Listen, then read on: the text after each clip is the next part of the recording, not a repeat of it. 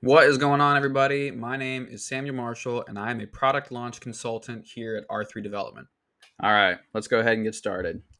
So, my goal for today is to help business owners with increasing the value that you're providing to your existing customers, increasing the profit that you're making per customer, creating a more scalable income stream with your business, increasing your overall business value, and establishing you as an authority figure in your market. We're going to do all that today by helping you learn how to profitably source products for your own brand. Now, a little bit of context for you. Over the past 24 months, I helped a $23 billion company launch 4,000 plus new products for a new brand that they'll be launching here in the next couple months from 62 different factories out of 7 different countries. These products will be sold globally, and since July of 2024, in less than even 12 months, they have already purchased $400 million worth of product in retail value, meaning they bought enough product that when they go to sell it, they're going to make $400 million of revenue. I share all that to say, this is my bread and butter. Now, you might be asking, why does this matter? For product based businesses, if you're already selling products, my questions for you are, how good is your profit margin on the products that you may already be sourcing? If you're manufacturing, how easy is it for you to scale your operations and also live your life? If you have a supplier, do they have leverage over you? And are you totally dependent on them? And then if you are going to source elsewhere and maybe don't have any experience doing that yet, I want to help make sure that you don't end up with tons of inventory of a low quality product that you can't even sell at cost, because it happens. Now, if you're a service based business, I'm going to use one of the best examples I can think of, Disney. After every single Disney ride, what is there always waiting for you at the end? A gift shop. They're going to have all sorts of merchandise, clothes, products, toys, to where if you don't buy something, one of your kids will. The reason why they do it is because when you go through one of these awesome experiences, you as a service based business, you're providing an amazing experience for your customers. And that experience creates an emotional stamp on their brain. Products help you actually anchor that memory every single time that you look at that new hoodie that you got, every single time that you look at that piece on your keychain. It reminds them of that amazing experience. And if you're a service-based business who provides it, it also reminds them of you, which helps with referring new business to you, et cetera, et cetera. Now, according to the US Department of Commerce, this is from 2023, this was kind of the trend that they had saw over the previous couple decades. So if you notice here in the chart, in 1997, it's showing on the far left all the way to 2023, the gray bars are showing the percentage of product that was completely USA made. The dark blue bars are showing products that had domestic input into the product, but it was still being finally created here in the USA. Think of like an automobile that's sourcing products from maybe Mexico or something like that. And then lastly are the products in light blue. Those are imported goods, so 100% made outside the USA. If you notice, looking at this, the trend is definitely going backwards. More and more businesses are sourcing products from outside the USA. And the reason for that is because it's more profitable for them. They're either able to get better quality, better cost, or both. And so if you think about it, from 1997 going 68% of products to 2023, only 52% of products, this trend is continuing. Furthermore, it does depend on the specific category. So, let's look at some of the product categories that are still more sourced here in the USA, like food, beverage, tobacco. 78% of it in 2023 was still coming completely from the US. Petroleum was 68%, transportation equipment was 70%, paper 77, wood 78. However, there are categories that even in 2023 were already primarily outside the US, right? So only 29% of products were coming from the USA for computers and electronics, only 11% for apparel and leather. Electrical equipment, 34%, plastics and rubber, 43%, and then fabricated metal, 51%. Again, businesses are sourcing products from outside the US because it's better for the business. Now, 2025, it is an interesting time. There is all sorts of news going on right here in these weeks just due to Trump's new presidency. He's back in office, and he is slapping tariffs on everything. He is putting tariffs on Canada, Mexico. He's doing it on different product lines. The reason is because he wants to have more business brought back into the US, reduce our dependency on other countries. Now, a lot of people are worried that this is going to cause a huge trade war. They're worried that's going to cause the inflation to increase, cost of living to go up. It's a crazy time. Now, why this affects business owners right now who may not be sourcing from outside the USA is because while it may not be pretty for a while, there are still many product categories where the tariff is going to need to be really, really high in order to make America source products actually competitive. Just this month, I've been working on a product line for a customer, and we are finding products that are a third of the cost internationally than what they are here in the US. And that's even after the tariffs and all the freight charges and everything, which we're going to go into. I say all that to say you can still get quality products at a cost that allows you to sell them very profitably. And you can, outside the US. And here in this video, I'm going to show you how. So, what I'll cover today, I'm going to cover terms and definitions, help you learn the lingo of product sourcing. Number two, we're going to look at how to create your own RFQ, request for quote, how to find factories to then send that RFQ, qualify those factories, and then lastly, just some bonus tips and shortcuts, things I've learned over my career to help really speed things along and reduce the likelihood of error. So, starting with terms and definitions, let's give an example. Let's say you go to a builder for a house and you say, I would like a house, please. He is going to look at you and be like, what the heck are you talking about? I mean, are you wanting a tiny house? Are you looking more at having like a more modern style house? Are you wanting a mansion? So rather than just giving some kind of vague, hey, this is what I want, you want to provide him a blueprint.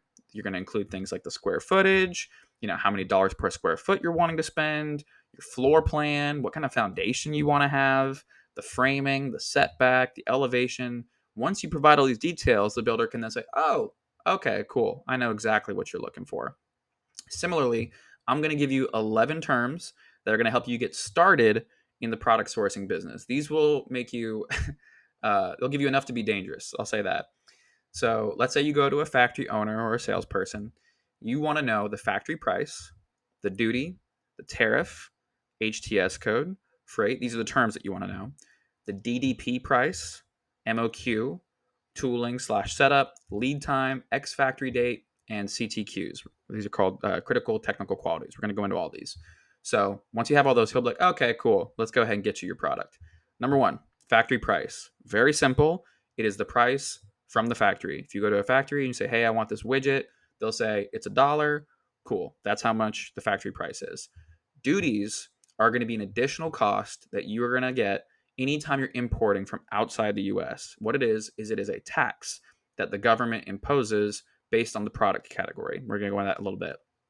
Tariffs, on the other hand, are an additional tax that are imposed to help influence people, help influence businesses on where to source their products. If, let's just say, the president wants to reduce our dependency on a certain country for a tax, or if maybe we're not on good terms with them politically, then what he does is he imposes a tariff, and that encourages business owners to look elsewhere for those products. Now, a quick note on tariffs. As of right now, things are very all over the place here in 2025, but as of the time of me making this video, this is a really important fact. The tariff is determined by what the country of origin of the product is, not the country it is being shipped from. Reason why that's important is because country of origin is determined by where the latest major product transformation took place. And an example of how this could be used to help you mitigate tariffs from a factory, let's say you're purchasing a product from a factory in China. If they're able to source major components, or if the last really major transformation took place before some simple machining, packaging, etc., if they were to do that in another southeastern country and then import it into China, finish it up, and then ship it to you, the country of origin is not China. It's going to be the country that it was in previously, which means you're not going to get China tariffs. So anytime you're sourcing from a factory and you want to understand what your different options are, all you got to do is check with them and ask what the country of origin of the product is, what options they have. Really established businesses overseas are going to already be working ahead to have other sources, right? Not all of them, but just ask. Nothing wrong with it. And they'll know where to go next. Now, some 2025 tariff updates. I'm going to give you a China example. So prior to 2025, even just in 2024, China actually already had a 25% tariff levied on it as part of the Section 301 tariffs Trump imposed during his first presidency. Now, in 2025, we have already had an additional 20% of tariff added, causing many businesses, many of our customers, to start kind of freaking out a little bit. Now, as an example, let's just say that you got a product from a factory in China. It was $1. The 20% tariff, in addition to the 25% tariff, means that you're actually paying $1.45 right out of the gate. And we're still going to add duty, freight, all that stuff. I'll give that an example here in a little bit. But this is why this is important. This is why people are very up in arms about all this tariff stuff. Now, another thing that Trump is talking about right now are reciprocal tariffs. Reciprocal tariffs, the whole premise of it is eye for an eye. Many countries are imposing tariffs on USA product to discourage their people from buying from us. And he wants to help encourage global trade. And so his real idea to do that is whatever tariff rate is being charged against us, we're going to automatically mirror it and charge it back to them. And so again, this is going to make things shaky here for a little bit, but if you're just following it, you're following really the trends, then you can start to see where some countries may be more risky than others, and then know where to source your product from due to that. So that's all tariffs, right? Next, we're going to talk about HTS codes. This stands for Harmonized Tariff Schedule Code, and it's what is used to determine the duty, and therefore the tariff as well, on any specific product. Every product has a category, right? So to find the HTS code for a product, it's a very simple government website. I will say this, it is it's not the cleanest, easiest data to look through. I'll probably honestly make a whole nother video later on how to do this, just because it can be a little bit tricky at first. One of my favorite things to do is literally just ask ChatGPT, hey, what's the HTS code for, XYZ product that I'm trying to source right now? It will give you a code. Go back to this government website, usitc.gov, and double check it. Make sure that you're getting the right tariff rate and everything, because that's going to help you estimate your costs. So then we're going to talk about freight. Freight is very simple. It's just the process of getting your product from wherever it's coming from to you, whether that be by truck, plane, ship. If you're shipping from overseas, planes obviously going to be the fastest, but ships are usually your most cost effective. So just, for planning. Next is DDP price. DDP stands for direct duty paid, and it is basically the easy button for all of this. What it means is that the factory is actually going to be the one who imports the product into your country for you. And while it may be more expensive because they're going to bake in all these costs themselves, it's going to make it to where literally the product just ends up on your doorstep like you're ordering from Amazon. That's direct duty paid. So I'm going to give you an example of what all these costs look like in a real world scenario. Let's say you have a business in the United States and you want to source from a factory in China. Whether you do by ocean freight or you have the product air freighted to you, you have to go through the government, right? They're at the port, they're going to charge duties, tariffs, etc.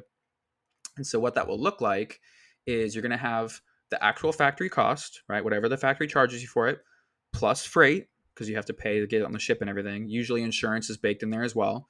Then there's a duty for bringing it into the country, no matter where it's coming from. Any potential tariffs that are in addition to that.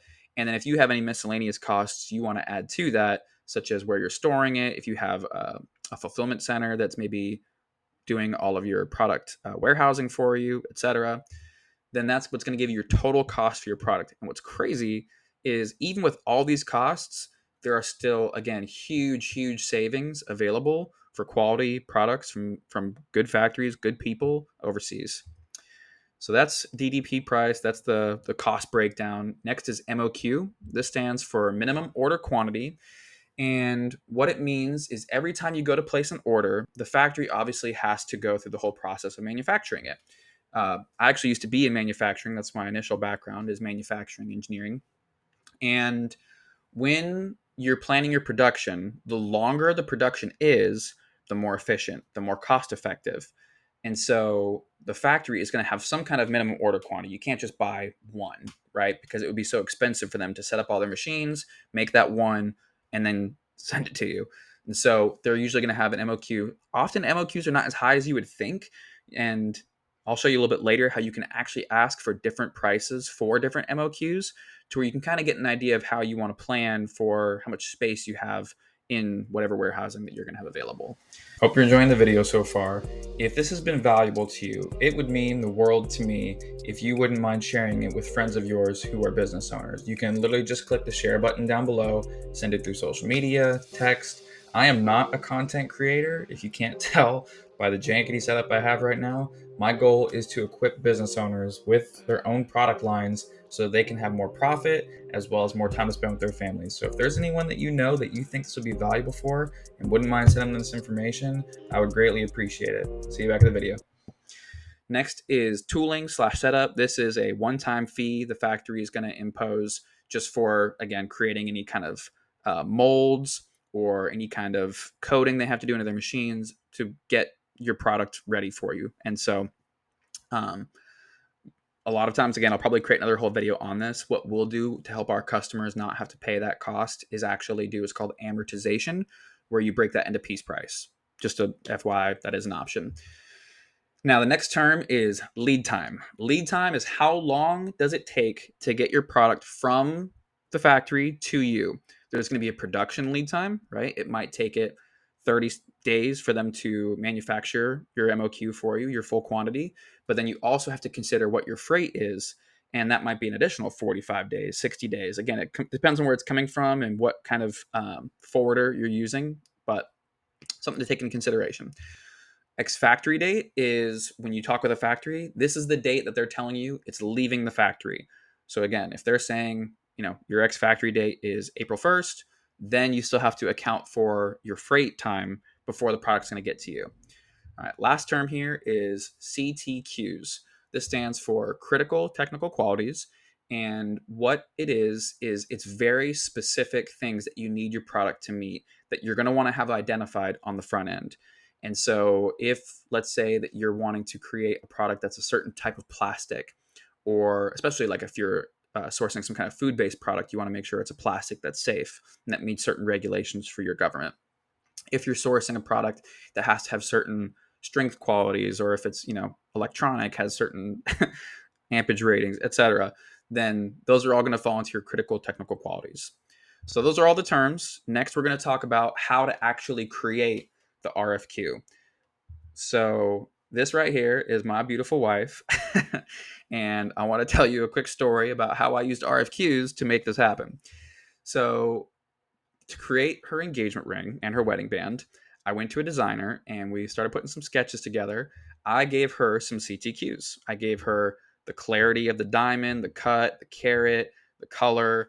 And then I also had some inspiration pictures that my wife had given to me from Pinterest. Using all this, they were able to then create a rendering of the ring, give me a cost, etc. Quote looked good. I actually ended up sending that RFQ to 7 different businesses to find out where I could get the best cost, if they had the certain features I was looking for, etc. And then I proposed with it, and there you go. And I was able to get a great price on it. So when I was visiting China, just October of last year, I went to a bunch of different factories, a bunch of different partners over there, and got to have great conversations with them. One of my main questions I like to ask was, what can I do to be a better customer? It's not a question I'm sure they get very often, but I got some really great responses. One of the ones that stood out to me the most was, saved everyone's time by making your RFQs as detailed as possible. By doing this, we're going to be able to quote for you exactly what you want right from the beginning, give you an accurate price, and and they'll be able to communicate whether or not they even can, right? So I'm going to give you my template for creating a request for quote. In the details of this video, I'll go ahead and include a link for it as well, just my gift to you. So what I do is I create a little section here that's to be filled out by you or whoever's creating the request. You put your name, the project name, what kind of product it is, when you request it, when you need the quote back by, any additional notes. You can then have a section for your factory that you're quoting with to fill out, the date they're quoting it, any supplier notes that they want to add. If I'm quoting a whole bunch of products at once, I like to number them just to help keep things simple. And then I'll include what the item is. I'll include any kind of CTQs I have, a description for the product, what kind of packaging it's going to come in. That's obviously going to play a part into your cost. If you're using a color box versus a cardboard box, those matter. picture of the product. This is extremely helpful. The more accurate, the better. If you're already, let's say, again, selling a product, if you're already in a product-based business and you can just take a picture of your product or multiple pictures, include it here, gosh, that makes everything go so much faster. But if you are wanting to quote a new product that you don't have, if you can find examples of it or create renderings, whatever you got to do, I'm just telling you, it's going to speed things up like crazy. Now, what you're going to get back from them are the cost of the item, right? What the MOQ, standard MOQ is, unless you specifically ask for one. What kind of material it is. Again, country of origin. I put this into the template because I always want to know what the production lead time is. Again, that's all that they can control. And then any kind of tooling information. Hey, what, is it going to cost me $1,500 to get tooling made for this? How long, in addition to production lead time, does it take just to get tooling put together? When can I expect this product for the first time? These are all things that I like to put in.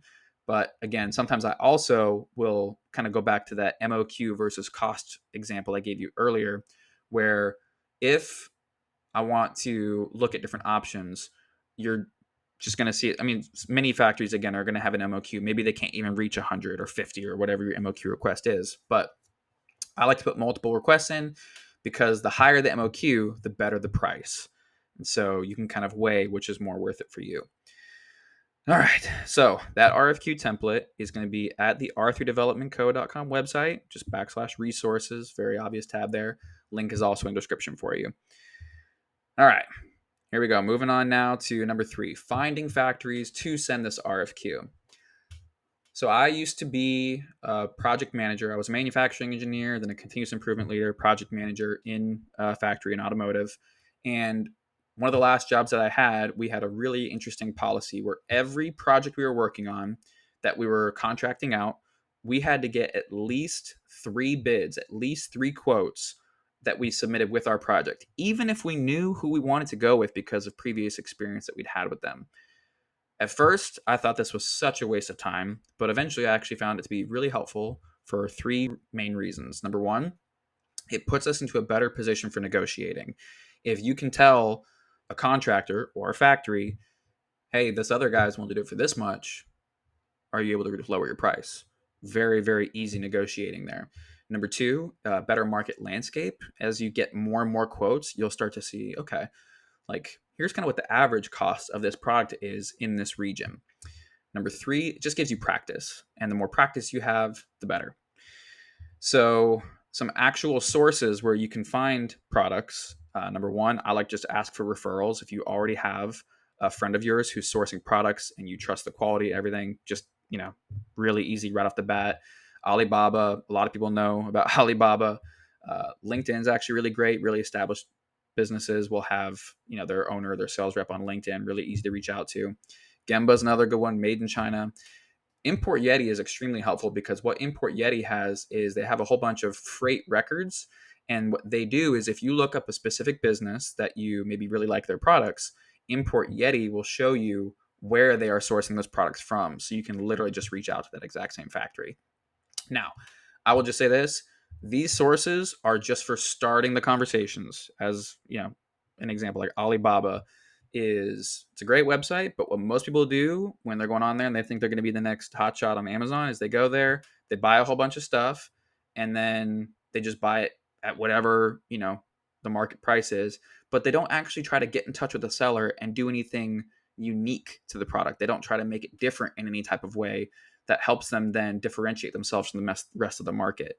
So it's really hard to get good margins if your product is super basic and just like everybody else's. So these sources are just to help you start the conversations to find those factories. I have gone on Alibaba, looked up the product I was looking for, and then just reached out to the factory and said, hey, I have an RFQ for a specific type of this product. Could you make something unique? And they may say yes, they may say no. Now, just because a factory is willing to send you a product does not necessarily mean that you want to source from them. So qualifying those factories is different. A recent example, this actually took place about 2 years ago. We had a factory overseas who sent us a product, and it was a sample. We then took that sample, opened it up. Our engineering manager tested it, and he said it would take us years to develop them. And that was just because the type of product that we were sourcing, that we were then selling to one of our customers, it required some really high quality CTQs, and the factory just wasn't even close in terms of their manufacturing capabilities. So the reason why this is important is, especially if you're selling a complex product, or if you're wanting to sell a complex product, you really want to make sure the factory is able to produce that they have the experience to do that. So test samples of things they're already selling to make sure that your CTQs are met. Some of my favorite questions to ask a factory, especially if it's a new factory I'm working with and I haven't worked with them before, is number one, what kind of brands are you already selling to? Because if they're selling to a quality brand already, that's a really, really good sign. What countries are you selling in? This is really good for like legal reasons and regulations. Can you send us a factory presentation? Almost every factory I've worked with had one right off the bat that showed a whole bunch of great information around, how big their factory was, how many people worked there, what their capacity was, all that good stuff. Ask them if they have any certifications, especially again for the country that you're specifically want to sell in. And then lastly, just can you send us some alpha samples? Can you send us something that we can test, that we can really feel it and make sure it's what we're looking for? So that kind of covers the main 4 sections. Now I'm going to go into some of the different bonus tips and shortcuts, things I've learned over my career. Number 1, clear communication. Everybody on LinkedIn says they're a great communicator, but I'm telling you, this is so, so huge, especially if you're sourcing from countries where English is not their first language, because they're oftentimes either using an app or they're just trying based off some English that they may have learned while they were in school. And so you really, really want to use very simple, direct language. Don't try to be clever, be clear, super clear. Number 2, time difference. Again, China is a 12-hour time difference from the East Coast of the US. And so whenever you are sending emails back and forth to one of these factories, your daytime is their nighttime. And so it's this constant back and forth with 12-hour differences, and that can just really slow things down.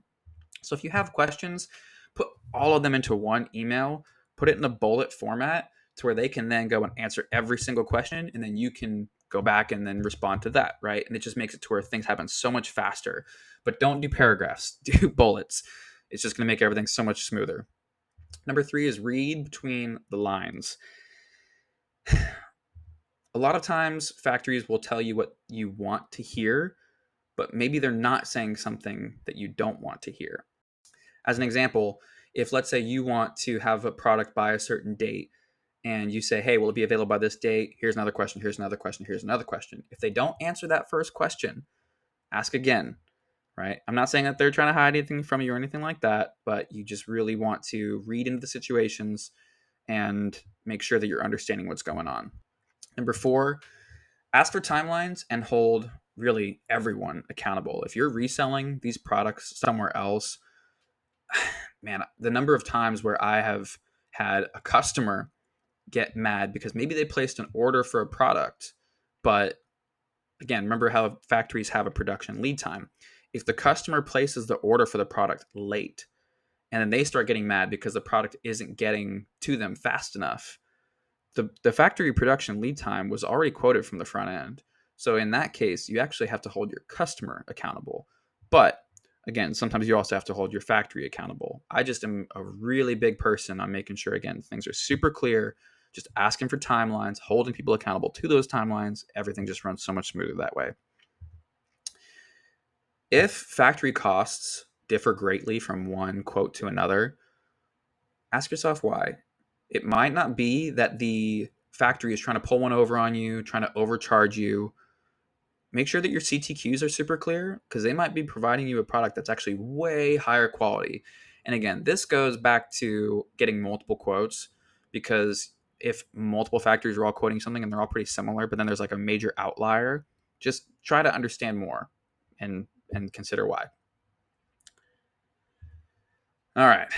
This, I'm sure, could feel like a lot. Don't get stressed. It's not a big deal. You're still in the quoting phase. No one gets mad. It's not a wasted time once you get started with this to just send RFQs out and just kind of see what happens. You're not committing to anything. You don't have to feel like you have to know everything. You will learn in the doing. I am a big gamer. I love Smash Bros. I am a young Link guy. If you if you understand, you know what I mean. And when you first start playing a video game like Smash Bros, at first you're just learning the basics. You're just learning how to jump, how to attack, how to not die. But over time, you start learning wave dashing and teching, and you start learning how to combo your moves. It just takes time, but the learning is really in the doing. In fact, if you look at the Hebrew culture, yeah, they have a lot of wisdom to learn from. There's a Hebrew word called yada, and what it means is knowledge by experience. They actually do not have a word for head knowledge. And the premise behind that, if you don't do it, you don't know it. I wish we had something like that here in English, but you just got to do it. Just start sending RFQs, don't make a big deal out of it, and you will learn as you go. Or I could do all this and much more for you to help you get more money in your business and scale your business right now. All you have to do is go to our website, r3developmentco.com/launch, fill out the form there. That'll get you in touch with our team, and we'll be able to start looking at how we can get your product line going.